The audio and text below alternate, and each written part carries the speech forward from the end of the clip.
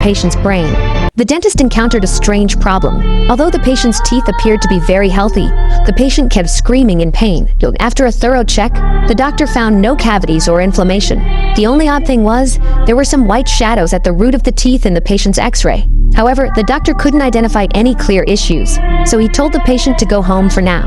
But later, as the doctor was preparing to finish his shift in the evening, Jack discovered something very strange in the patient's mouthwash basin. Long, thin creatures, resembling bean sprouts, were wriggling continuously. Seeing these things, Jack suddenly had an idea. He quickly checked the patient's x-ray, and sure enough, he found a mass of bean sprout-like objects in the patient's gums. Jack immediately rushed to look up some information, and the records showed that these were parasitic creatures called dental worms. Once infected, they would continue to crawl into the person's eyes and brain.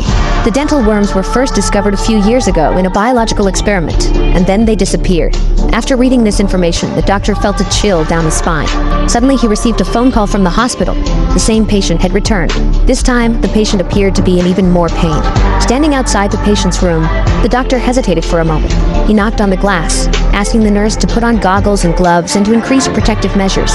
The nurse thought it was just a normal procedure and urged him to come in and help quickly.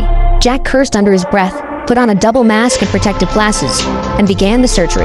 He nervously started to open the patient's teeth with trembling hands, and it was clear that he was very anxious.